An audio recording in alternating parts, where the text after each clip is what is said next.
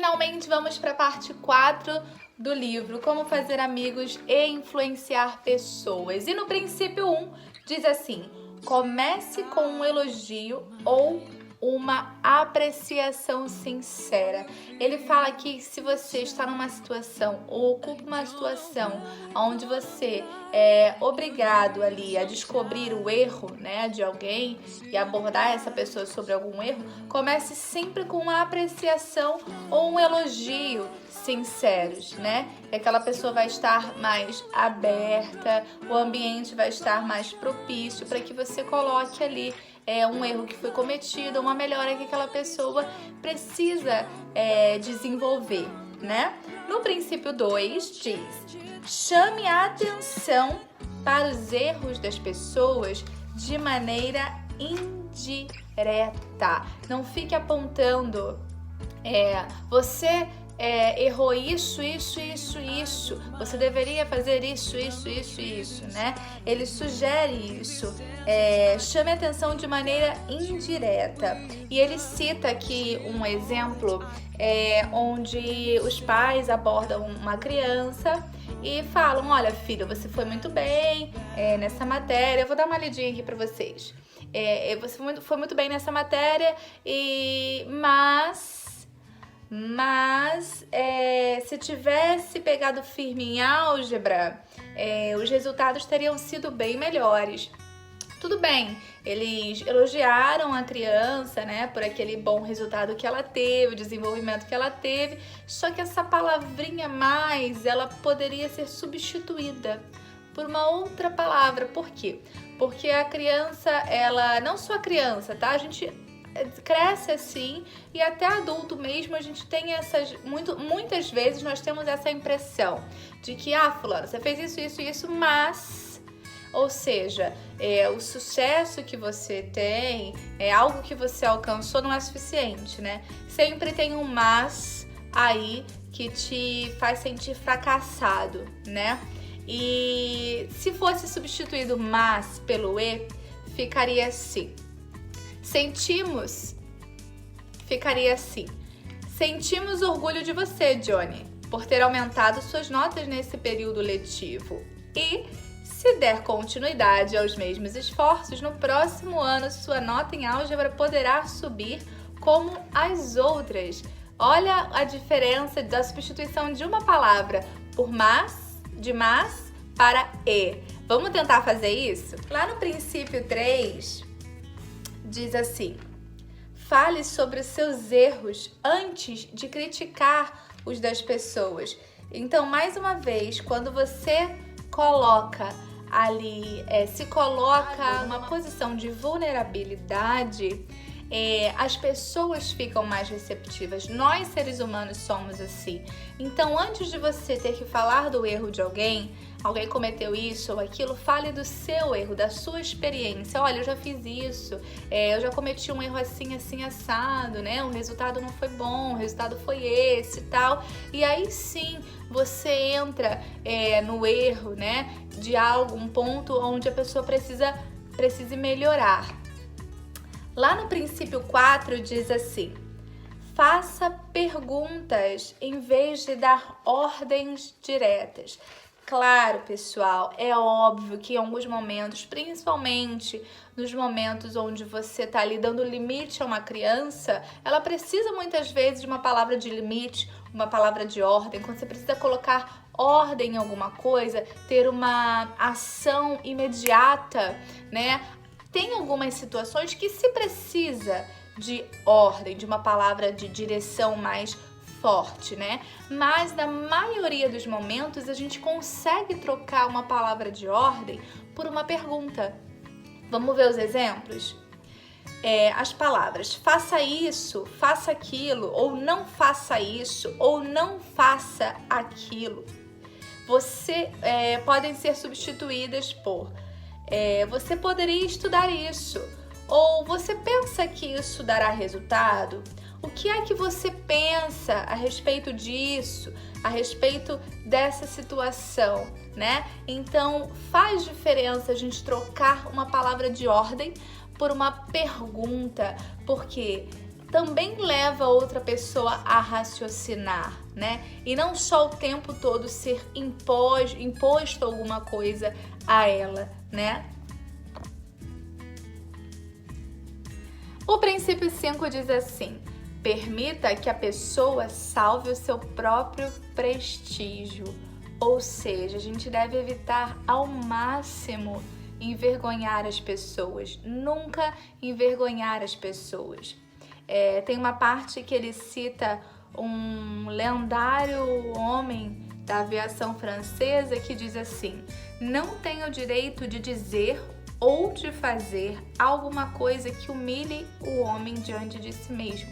O que importa não é o que eu penso dele, mas o que ele pensa de si mesmo. Ferir a dignidade de um homem é cometer um crime. E é verdade. Então, que a gente possa se preocupar muito bem em nunca envergonhar as pessoas. O princípio 6 diz assim: elogie o menor progresso e elogie cada progresso. Bom, se elogiar já é difícil, muitas vezes imagina elogiar cada progresso. É um hábito, a gente tem que criar esse hábito, criar uma rotina de elogiar.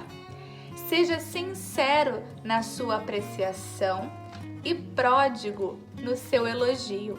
E ele dá um exemplo de um rapaz que morava em Nápoles e trabalhava numa fábrica e ele queria muito ser cantor e o primeiro professor dele desestimulou muito, disse que ele não cantava nada e a mãe dele era uma camponesa bem pobre e a mãe dele elogiava cada conquista que ele tinha, cada evolução que ele tinha e ela chegou até a não ter nem chinelo, ela chegou a andar descalça nas ruas só para manter o filho dela estudando música. E depois esse homem, ele se tornou uma referência, ele se chamava Enrico Caruso e tornou-se o maior cantor de ópera da sua época. A mãe dele se manteve firme, sempre elogiando em cada progresso. Então olha a importância da gente proporcionar a evolução das pessoas, proporcionar a conquista das pessoas, né? Princípio 7. Proporcione a outra pessoa uma reputação para zelar.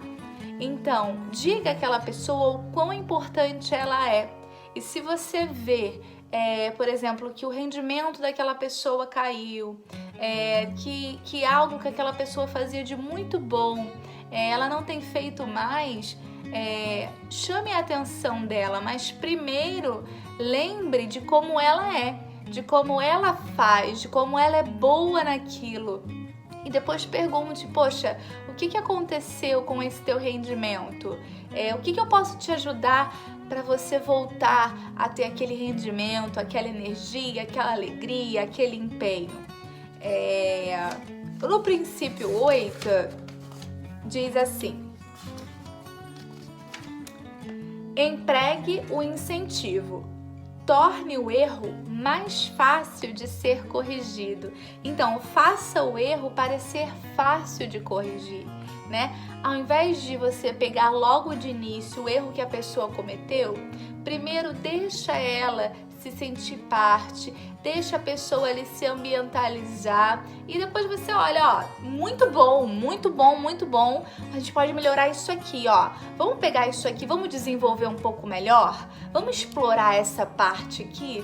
O que você acha da gente fazer isso, de fazer assim, fazer assado, né? Então torne o erro algo fácil de corrigir, não pegue o erro e coloque ele no topo, né? Deixa a pessoa à vontade, elogie sempre, interaja e faça com que o erro seja um detalhe a ser corrigido, a ser facilmente corrigido.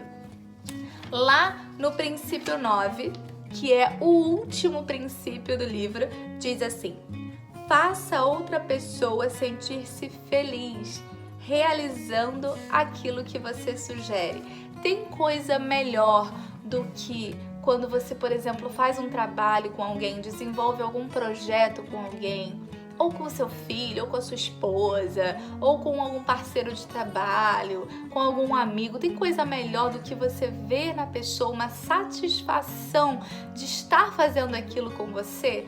É muito bom, não é? É muito prazeroso. E para finalizar, ele ressalta alguns pontos para isso. O líder eficiente deve manter em mente o seguinte roteiro caso tenha a intenção de modificar atitudes ou comportamentos. Primeiro, seja sincero. Não prometa nada que não possa cumprir.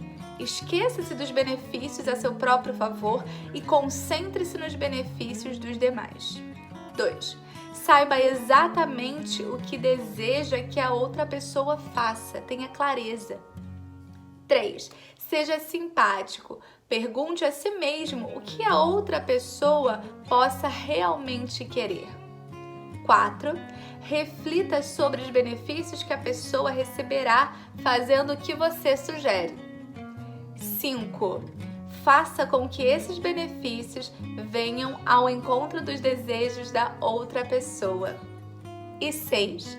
Quando der sua ordem, formule-a de modo que a outra pessoa a entenda como isso beneficia, como isso traz benefícios para ela. Bem, pessoal, fechamos aqui o resumo do livro Como Fazer Amigos e Influenciar Pessoas, do Dale Carnegie. Eu super indico esse livro, é um livro super acessível, super barato e de grande valor. Pessoal, até a próxima, amei estar com vocês, até o próximo Clube do Livro. Tchau, tchau!